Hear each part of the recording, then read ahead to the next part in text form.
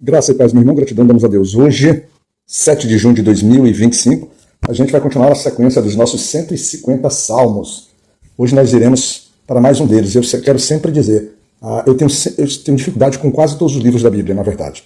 Quase todos têm uma coisa assim, intrigante. Os salmos comigo não são diferentes. Salmos, Provérbios, Eclesiastes também não são muito diferentes. Ainda mais porque os salmos, ele fala muito de uma relação para mim, na minha concepção, daquilo que eu vejo do homem para com Deus. É uma percepção do homem para Deus. Eu não vejo nem exatamente uma percepção de Deus para o homem, mas do homem para Deus. E aí é que está. Aí é que está a fundamentação. Mas eu acho ele legal, acho ele bom, acho ele maravilhoso, porque se eu conseguir enxergar o Senhor como muitas vezes eu leio os salmos, eu estarei num nível, eu acho que espetacular, de intimidade com Deus. Porque os salmistas, ou os cânticos, que aqui, a capacidade deles produzirem cântico, produzirem, por exemplo, referências, comparações, conceitos, né? A visão humana que ele dá para aquele Deus e a importância dele para a sua vida, eu acho fantástico. E uma outra dificuldade que eu tenho é porque muitas vezes há discussões sobre a quem é atribuído os salmos e em que momento, que contexto está. Então, respeitando esse princípio, que, por exemplo, esses salmos que a gente vai ver hoje, é o Salmos 3, e a gente vai ver o versículo 2 como referência de trabalho, ele já começa como dizendo assim: Salmo de Davi, quando fugiu de diante da face de Absalão, seu filho. Essas colocações, ou esses títulos, eles são colocados por pessoas que são estudiosas, longe de mim de querer fazer qualquer inferência, até porque todas as pregações que eu vou verificar, todos os devocionais, pregações ou mensagens, já vai fazer uma referência que já vai ao encontro do que está aqui nesse título. Mas eu, que estou lendo os salmos, e que estou fazendo meu devocional, e que às vezes vou pesquisar para ver a profundidade ou a ligação dessas referências, às vezes eu não me sinto à vontade de colocar o salmo na mesma linha, com as mesmas características, ou seja, de atribuir o salmo especificamente a Davi, ou de atribuir o contexto que eles colocam aqui como era o momento em que Absalão perseguiu seu pai Davi, um contexto de perseguição. Os salmos levam para isso, mas nós temos diversos outros momentos em que Davi se envolvia em combate, se envolvia em perseguição, né? Mas é claro, como você já pode estar, vamos dizer assim, tomada por esse princípio, por essa verdade, fique à vontade. Isso aqui pouco vai interferir. O que eu vou tentar, no nosso devocional aqui, é considerar a mensagem dos salmos em si. Que a mensagem fala de alguém que está angustiado, que está em perseguição, certo? E que vai se apresentar diante do Senhor, vai fazer o seu cântico, a sua oração para Deus. Então vai trazer esse aspecto. Então o que a gente vai trabalhar, o versículo 2 diz o seguinte: muitos dizem da minha alma, não há salvação para ele em Deus. Quantas pessoas, às vezes, não querem a nossa condenação? Quantas pessoas não querem, por exemplo, que a gente se dê mal na vida, né? Quantos não são os opositores? Eu sempre tenho um cuidado de dizer que eu não tenho inimigos, pelo menos não trabalho para ter inimigos. Tenho dificuldade com pessoas, tenho dificuldade em relacionamentos, às vezes dentro da própria família, às vezes no trabalho, às vezes com pessoas que você nem conhece, surgem diferenças, mas essas dificuldades não me fazem inimigo dessas pessoas. Pelo contrário, elas me estimulam, ou têm me estimulado dentro daquilo que eu tenho aprendido da palavra de Deus, a parar, pegar o meu tempo e reservar o meu tempo e começar a orar por essas pessoas. Tenho praticado isso, tenho feito isso. É desafiador, ainda mais quando a gente sempre diz, quando você vai comparar, e quando o teu opositor ou o teu adversário é alguém que tem uma capacidade muito real de fazer dano, e não só capacidade, mas com a tua vontade. E o capítulo 3, agora, por exemplo, quando a gente vai lá no versículo 1, ele traz o cenário, o que está acontecendo, ele diz assim: Senhor, como citei multiplicado os meus adversários, são os muitos que se levantam contra mim.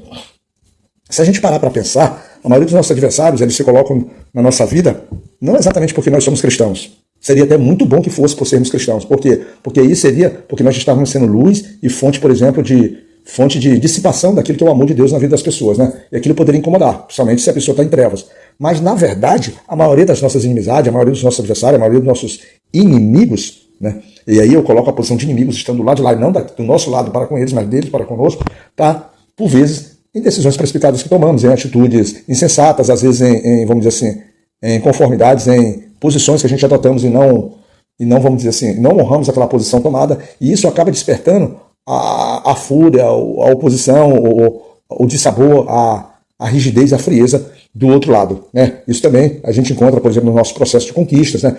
Conquista por emprego, conquista de posição, quando a gente é honrado. Então são muitos os cenários que poderão, por exemplo, despertar inveja, despertar desconforto, e há essas pessoas que estão ao nosso redor que não entendem isso, ou seja, que não conseguem se alegrar com nossas vitórias, ou mesmo nós contra eles, mas em especial eles contra nós, elas acabam, vamos dizer assim, se deixando tomar por aquele sentimento de mesquinho, né? Sentimento de pequenez, sentimento de leviandade, e acaba alimentando o seu coração. E a partir do momento que alimenta o seu coração, a sua própria alma, o seu próprio espírito, a sua própria mente, ela começa a se focar na possibilidade de nos trazer mal. Mas aí a Bíblia vem e traz Davi, ele vai estipulando, vamos falar aqui Davi, eu quero nem falar Davi, eu quero falar aqui o salmista, por diversas vezes eu vou tentar evitar o nome e atribuição a quem escreveu o salmo, pelo menos da forma como nos é ensinada, porque, como eu disse, como eu não consigo enxergar dentro do texto isso, e também não tenho uma profundidade de estudos, a não ser que a gente encontre os estudos, olha, os autores tal, já está pacificado o assunto assim, aí a gente pode, vamos dizer assim, ir com clareza. Mas eu não estou dizendo aqui que ele não tem escrito, eu estou dizendo o salmista aqui, porque,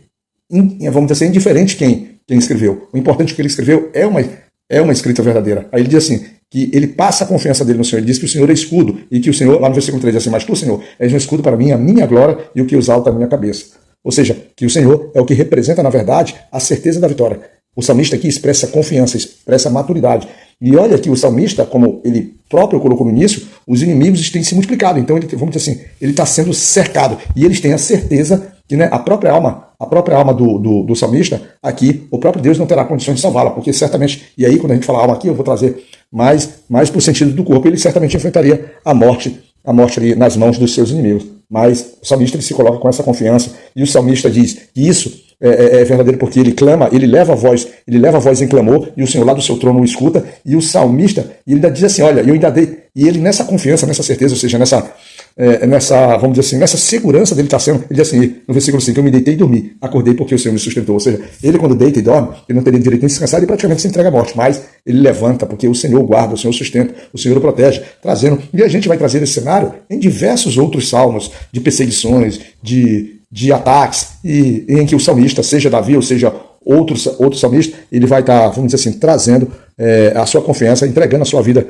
no Senhor. E é o que representa isso aqui. Em resumo, meu querido e amado irmão, independente do número de inimigos que você tem, vamos dizer assim, tem se levantado contra ti, você tem que ter a segurança que quem vai se levantar a favor de ti é o próprio Senhor, quando tu entrega a tua vida a Ele, quando tu suplica a Ele. Só que não é uma questão de relação exatamente, que o bom recebe isso e o mal recebe aquilo. Não é uma necessidade. É uma, vamos dizer assim, é uma atribuição, é uma grata, vamos dizer assim, revelação, uma grata certeza daquele que busca sustento no Senhor. Não tem a ver com a sua bondade, tem a ver com aquele que busca sustento do Senhor, aquele que busca a justiça do Senhor, aquele que busca servir ao Senhor. Esse há de esperar o socorro do Senhor. E esse socorro é muito importante. Aqui nesse caso é um socorro que vai, vamos dizer assim, lhe dar a manutenção da sua vida para que ele possa continuar na sua batalha ou vencer a sua batalha. Porque é o próprio Senhor que se levanta a seu favor. Mas por outras vezes, por incrível que pareça, mesmo que a sua vida seja ceifada, ou seja, na permissão do Senhor, porque o próprio Senhor está te trazendo, ainda assim há vitória, e a confiança ela se torna inabalável, tá bom? Fica na graça de Deus Pai Todo-Poderoso e Misericordioso, que a gente possa